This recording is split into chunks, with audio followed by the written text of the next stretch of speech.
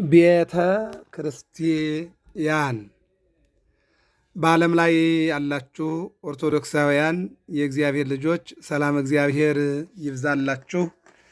ዛሬ በቤተ ክርስቲያናችን አነጋገር አርብ ከትንሣኤው በኋላ ስድስተኛው ቀን ቤተ ክርስቲያን ይባላል። ቤተ ክርስቲያን በዚህ ርዕስ እንግዲህ ያው ከእሑድ ጀምሮ እየተማማርን ስለመጣን እናጠናቅቀዋለን።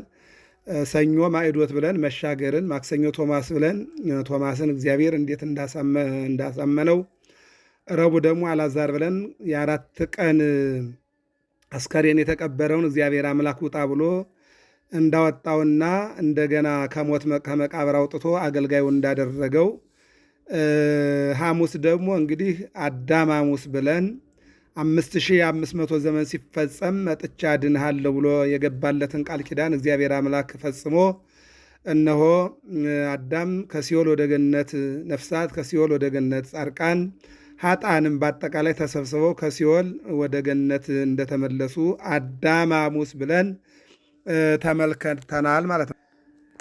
ስለዚህ አምስተኛው ቀን አዳም ሐሙስ ተብሏል። እሱንም ትናንት አይተነዋል ማለት ነው። ዛሬ ደግሞ ስድስተኛው ቀን ነው። ስድስተኛው ቀን ቤተ ክርስቲያን ተብሏል። አጠር መጠን ባለ ታሪክ ስንመለከተው አርብ ቀን ቤተ ክርስቲያን ለምን ተባለች? ሌሎች ቀናት ለምን ቤተ ክርስቲያን አልተባሉም? የሚል ጥያቄ ሊኖር ይችላል። እውነት ነው። እግዚአብሔር ዓለምን ሲፈጥር ካለመኖር ወደ መኖር መፍጠር የጀመረው ከእሑድ ጀምሮ ነው። ከእሑድ ጀምሮ እስከ አርብ 22 ስነ ፍጥረት ፈጥሯል። ስለዚህ ከእሑድ ጀምሮ እስከ አርብ ከፈጠረ በኋላ አርብ ዕለት የሰው ልጅን ፈጥሯል ማለት ነው። ስለዚህ የሰው ልጅን የፈጠረበት ዕለት አርብ ቤተ ክርስቲያን ተብላለች ማለት ነው። ለምን ከተባለ ቤተ ክርስቲያን የእግዚአብሔር ቤተ ክርስቲያን የሚባሉት ሦስት ናቸው። አንደኛ ዓለም የእግዚአብሔር ማደሪያ የእግዚአብሔር ቤተ ክርስቲያን ነው። ያንጻውም አያንጻውም፣ ይቀድሰውም አይቀድሰውም፣ ይቀበልም አይቀበልም ዓለም የእግዚአብሔር ማደሪያ ነው። ለምሳሌ 8 ቢሊየን በላይ የዓለም ቁጥር አልፏል ይባላል። ወደደም ጠላም ግን ይህ ሁሉ ሕዝብ የእግዚአብሔር ማደሪያ ነው። መሆን አለመሆን የራስ ቅድስና ነው። አለመሆን ደግሞ መብት ነው። መሆን ግን የእግዚአብሔር ስጦታ ነው። ስለዚህ አንደኛው ዓለም የእግዚአብሔር ማደሪያ ቤተ መቅደስ ነው። ሁለተኛው የሰዎች ሰውነት ቤተ መቅደስ ነው። ለዚህ ነው አርብ የተፈጠረባት ዕለተ አርብ ቤተ ክርስቲያን የተባለችው በመጀመሪያው በዚህ አይነት መልኩ ነው ማለት ነው እና አንደኛው ዓለም የእግዚአብሔር ማደሪያ ቤተ ክርስቲያን ሲባል፣ ሁለተኛው የሰው ልጅ የእግዚአብሔር ማደሪያ። ይህንም አንድ ጥቅስ እናምጣ። ሐዋርያው ቅዱስ ጳውሎስ ኢታምሩኑ ከመ ታቦቱ አንትሙ ወማኅደሩ ለመንፈስ ቅዱስ፣ እናንተ የእግዚአብሔር ማደሪያ ቤተ መቅደስ ቤተ ክርስቲያን እንደሆናችሁ አታውቁምን ይላል። ስለዚህ የሰው ልጅ የእግዚአብሔር ማደሪያ ቤተ መቅደስ ነው ማለት ነው። ወደዚህ ዓለም በመጣበት ጊዜም ማደሪያ ወዴት ነው እያሉ ሲጠይቁት ለሰማይ ወፎች ጎጆ አላቸው፣ ለምድር ቀበሮች ማደሪያ አላቸው፣ ለሰው ልጅ ግን ማደሪያ መጠጊያ የለውም ብሎ ተናግሯል። ምን ማለት ነው? ወደ ሰዎች ቢመጣ የሰዎች ልቦና ኃጢአትን ተመልቶ ሊያስገባው አልቻለም። የዮሐንስ ወንጌል ምዕራፍ 1 ላይ ሀበሊያሁ መጻ ወሊያሁ ሰይተወክፍዎ፣ ወደ ወገኖቹ መጣ፣ ወገኖቹ ግን በኃጢአት ተመልተው ሊያስገቡትና ሊቀበሉት አልቻሉም። ስለዚህ ሁለተኛው የሰዎች ሰውነት የእግዚአብሔር ቤተ መቅደስ ነው ማለት ነው። ሦስተኛው ቤተ ክርስቲያን አሁን ያለችው ቤተ ክርስቲያን በዓለም ላይ ያለችው ቤተ ክርስቲያን ትባላለች። በአጭሩ አርብ ቀን ቤተ ክርስቲያን የተባለችበት እግዚአብሔር ስነ ፍጥረትን ፈጥሮ አርብ ስላጠናቀቀ ቤተ ክርስቲያን በአርብ ተሰይማለች ማለት ነው። ሁለተኛው ለ600 ሺህ እስራኤላውያን ከእሑድ ጀምሮ እስከ አርብ መና ያወርድላቸው ነበረ።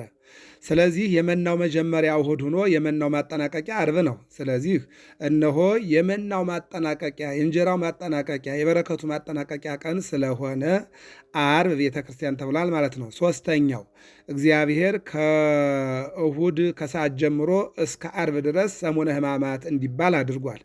ሰሙነ ሕማማት ማለት 5 ቀን ተኩል ነው። 5 ቀን ተኩል ማለት 5500 ዘመን አባቶቻችን በጨለማ የወደቁበትና የኖሩበት ዘመን ዓመተ ፍዳ ዓመተ ኩነኔ ማለት ነው። ስለዚህ ከእሑድ ከሰዓት የጀመረው መከራ እሑድ ከሰዓት፣ ሰኞ፣ ማክሰኞ፣ ረቡዕ፣ ሐሙስ፣ አርብ ቀራንዮ ላይ ተጠናቋልና የተጠናቀቀው እንግዲህ ሁሉን ነገር የመከራውን ማጠናቀቂያ ወይም መከራውን አጠናቃ የያዘችው ቤተ ክርስቲያን ናት። በዚህ ምክንያት እነሆ ዓርብ ቤተክርስቲያን ትባላለች። ለምሳሌ ሐሙስ ምሴተ ሐሙስ ብሎ ስጋውና ደሙ ዓርብ የሚቆረሰው ስጋዬ ዓርብ የሚፈሰው ደሜ ይህ ነው ብሎ ሐሙስ ለሐዋርያት ሰጧቸዋል። ምን ማለት ነው? ሐሙስ ስርዓቱን አስተምሮ፣ ሐሙስ ስለ ስጋው ደሙ አስተምሮ፣ ሐሙስ ስለ ቅዳሴ አስተምሮ፣ ዓርብ ግን የሚቆረሰው ስጋና የሚፈሰው ደም ቤተ ክርስቲያን በቤተ ክርስቲያን የሚፈጸም ስለሆነ ዓርብ ቤተ ክርስቲያን ስለሆነች በቤተ ክርስቲያን ትውልድ ያልፋል፣ ትውልድ ይተካል። እስከ ዓለም ፍጻሜ የሰው ልጆች ከኔ ጋር የሆኑ ዘንድ ስጋዬን እየበሉ ደሜን እየጠጡ ከኔ ጋር እንዲኖሩ በቤተ ክርስቲያን ይደረጋልና ነገ የሚከናወነው ይሄ ነው ብሎ አማናዊ አድርጎ አምጦ ሐሙስ ለሰጧቸዋልና ዓርብ ቤተ ክርስቲያን የመከራው መጨረሻ መደምደሚያ ቀን ዓርብ ቤተ ክርስቲያን ተብላለች ማለት ነው። ለዚህ ነው ቅዱስ ያሬድ ቤተ ክርስቲያን ርየቶ ቅንወ ለዘበጎልጎታ ደሙ ተክወ ቤተ ክርስቲያን እነሆ ግንባሩ በሚስማር ደረቱ በሚስማር እጆቹ በሚስማር እግሮቹ በሚስማር መወጋታቸውን ወይም ደግሞ ተኮሮ ወይም ደግሞ መወጋቱን ታሳያለች፣ ታስተምራለች ይላል። ይቀጥልና ጎኑን በጦር ሲወጉት ከጎኑ ሁለት ነገር ወጥቷል፣ ደምና ውሃ። ደሙን ለሕይወታችን ደመ መለኮት ብላ ቤተክርስቲያን ተቀብላለች። ውሃውን ደግሞ ማየገቦ ብላ ደግሞ ወንዶችን በ40 ቀን ሴቶችን በ80 ቀን ታጠምቅበትና በክርስቶስ ክርስቲያን በአብራከ መንፈስ ቅዱስ በማኅፀነ ዮርዳኖስ ልጅነትን እንዲያገኙ ታደርጋለች ማለት ነው። ሌላኛው ቤተ ክርስቲያን በየትኛውም ቤተክርስቲያን ስትመለከቱ ጉልላቱ ላይ ያለው መስቀል ነው ማለት ነው። እንኳን በኢትዮጵያ ኦርቶዶክስ ተዋሕዶ ቤተክርስቲያን ክርስቲያን በሚባሉ ማንኛውም ካቶሊክ ይሁን ፕሮቴስታንትም ይሁን ማንም አዳራሻቸው ላይ የምትመለከቱት መስቀል ነው የተመሳቀለ። ምናልባት የእምነቱ ጉዳይ ይለያያል። ኦርቶዶክስ መስቀልን በምን አይነት መልኩ ታመልከዋለች፣ ሌሎች ሃይማኖት ደግሞ መስቀልን በምን ይቀበሉታል የሚለው ዝርዝር ጥያቄ ይፈልጋል። በአጭሩ ግን የኢትዮጵያ ኦርቶዶክስ ተዋሕዶ ቤተክርስቲያን መስቀልን መድኃኒት፣ መስቀልን መመኪያ፣ መስቀልን ሰላም፣ መስቀልን ይቅርታ፣ መስቀልን አዳኝ፣ መስቀልን የአጋንንት ማስወገጃ፣ መስቀልን የጠላት መቀጥቀጫ ብላ ትጠቀምበታለች። ሌሎቹ ግን ያው የጌታ መስቀል የተሰቀለበት ብለው የተመሳቀለ እንጨት ከአዳራሻቸው ላይ አድርገው አምልኮት ይፈጽማሉ። እኛ ግን ከዚያ በበለጠ መልኩ መስቀል ኃይልነ፣ መስቀል ኃይላችን ነው፣ መስቀል ጽንዕነ፣ መስቀል ጽናችን ነው፣ መስቀል መድኃኒተ ነፍስነ፣ መስቀል የነፍሳችን መዳኛ ነው። አይሁድ ክህዱ፣ አይሁድ ክደውታል። ንሕነሰ አመነ፣ እኛ ግን አምነናል። ወእለ አመነ፣ ላመኑም በኃይለ መስቀሉ ድህነ፣ በመስቀሉ ኃይል ድነናል ብለን መስቀልን ከዚህ በበለጠ መልኩ እናመልከዋለን። ከዚያም በተረፈ በደማችን አልፎ በልብሳችን ላይ፣ በነጠላችን ላይ፣ በቆብ ላይ፣ በአንገት ላይ፣ በማተብ ላይ መስቀል ይታያል። ይሄ የኢትዮጵያ ኦርቶዶክስ ተዋሕዶ ቤተክርስቲያን መገለጫ ነው ማለት ነው። በአጭሩ ዓርብ ቤተ ክርስቲያን የተባለችው በዚህ ነው ማለት ነው። ስለዚህ ሐዋርያው ቅዱስ ጳውሎስ አንደኛ ቆሮንቶስ ምዕራፍ 10 ቁጥር 32 ላይ ለእግዚአብሔር ቤተ ክርስቲያን ማሰናከያ አትሁኑ ይላል። አዎ ዛሬ ብዙ መሰናክሎች አሉ። በተለያዩ ሙስና መሰናክል ሆኗል። ለዚያ ቤተክርስቲያን ዘረኝነት መሰናክል ሆኗል። ቋንቋ መሰናክል ሆኗል። ሌብነት መሰናክል ሆኗል። መጣላት፣ ጥላቻ መሰናክል ሆኗል እና ሲሆን መልካም ምሳሌ አርአያ ሆኑ፣ ያለበለዚያ ግን ለእግዚአብሔር ቤተክርስቲያን ማሰናከያ አትሆኑ ይላል። የሐዋርያት ሥራ ምዕራፍ 20 ቁጥር 28 ላይ ደግሞ ሲመክሙ እግዚአብሔር ጳጳሳተ ቀሳውስተ ወዲያቆናተ ከመ ትራዩ ቤተክርስቲያኑ እንተ አጥራያ በደሙ ዋተባ በዕፀ መስቀሉ እግዚአብሔር ከፓትርያርክ ጀምሮ እስከ አጻዊ ሆህት ወይም ከአጻዊ ሆህት ደግሞ ወደ ላይ ሲወጣ እስከ ፓትርያርክ ቤተ ክርስቲያን ጠብቁ ሾሟችኋል ይላል።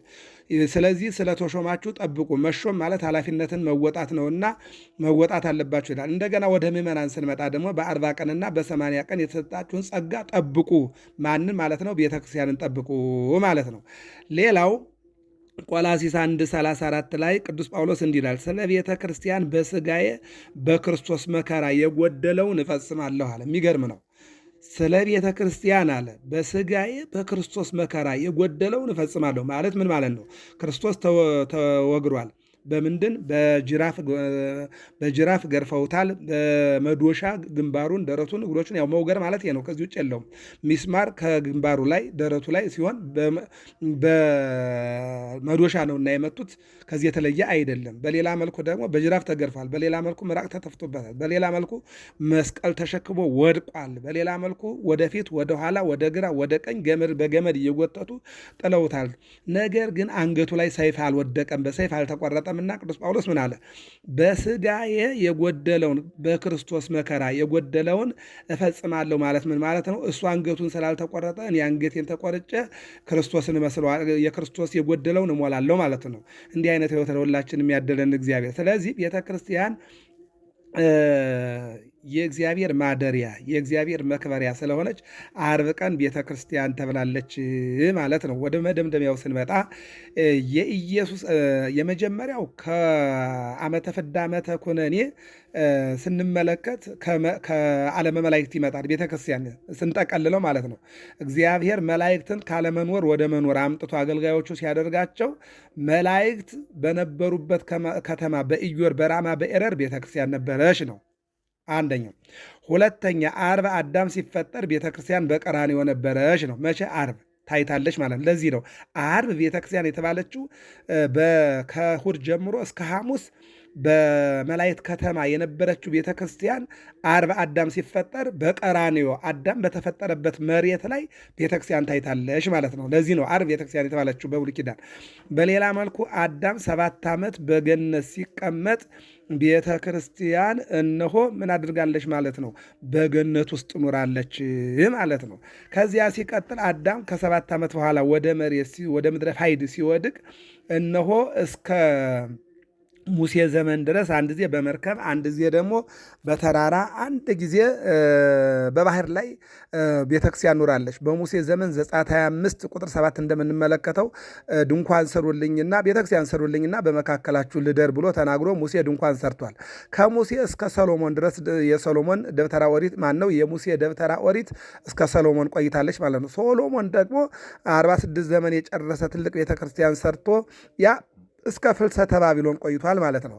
ፍልሰተ ባቢሎን 70 ዘመን ይሄ አዳራሽ ሰቀላ የምንለው ምኩራብ የምንለው በዚያ በስደት ኑረዋል ማለት ነው። ከዚያ ሲመለሱ ደግሞ ዘሩባቤል ትልቅ ቤተ መቅደስ ሰርቶ ያ ጌታ እስከሚመጣ ድረስ በዮሐንስ ወንጌል ምዕራፍ 2 ላይ እንደምንመለከቱ ይህም ቤተ መቅደስ አፍርሱት በሶስተኛው ቀን አነሳዋለሁ ያላቸው ይህም ቤተ መቅደስ ነው። 46 ዘመን የተሰራውን ቤተ መቅደስ እንዴት በአንድ ቀን አፍርሶ በሶስተኛው ቀን አነሳዋለሁ ብለው አይሁድ አለ ብለው ይከሱት የነበረው በዚህ ነው። ከዚያ ሲቀጥል ደግሞ ከትንሣኤው በኋላ በእመቤታችን ስም በፊልጶስ ቂሳርያ በተባለችው ቦታ ላይ ይልቁንም ደግሞ ፊልጵስዩስ በተባለች ቦታ ላይ እነ ቅዱስ ጳውሎስ ወንጌል በርቶላቸው ምስጢር ፈክቶላቸው አጋንንት ተገዝተውላቸው ምዕመናን አምነውላቸው ካመኑ በኋላ የምናምነውን ካስተዋችሁን አምላካችሁን አምላካችሁ ከሆነና ካስተዋወቃችሁን የምናመልክበት ቤተክርስቲያን ስሩልን ብለው ጠየቋቸው። እርስ በርሳቸው ተነጋግረው ቅዱስ ጴጥሮስ፣ ዮሐንስ፣ ያዕቆብ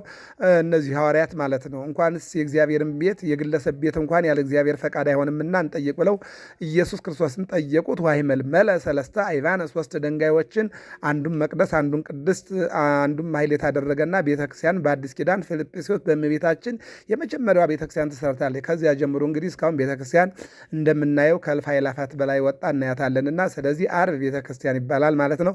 ቤተክርስቲያን ማለት ስንጠቀልለው ቅድም ባየነው መልኩ ቤተክርስቲያን መስቀሉን የምናይባት፣ ቤተክርስቲያን ቀኖቱን የምናይባት፣ ቤተክርስቲያን መከራውን የምናይባት፣ ቤተክርስቲያን ጸሎቱን የምናይባት፣ ቤተክርስቲያን ምስጋናውን የምናቀርብባት፣ ቤተክርስቲያን የምንሰግድባት፣ ቤተክርስቲያን የምንመጸውትባት፣ ቤተክርስቲያን ነፍሳችንና ስጋችን አንድ አድርገን ወደ እግዚአብሔር የምናስገዛባት፣ ቤተክርስቲያን ከእግዚአብሔር ጋር የምንነጋገርባት፣ ድምፅ ማጉያችን ወደ እግዚአብሔር የምንቀርብባት፣ ድልድያችንና መሰላላችን፣ ቤተክርስቲያን የክርስቶስን ስጋና ደም እንደየህይወታችን የምንቀበልባት፣ መጨረሻ ላይም ደግሞ ወደ እግዚአብሔር መንግስት የምንገባባት መሰላላችን ናት። ገብረ መስቀል ሚዲያ ነው። ሰብስክራይብ፣ ላይክና ሸር አድርጉ። ለሁሉም አዳርሱ። ሰላም እግዚአብሔር ከሁላችን ጋር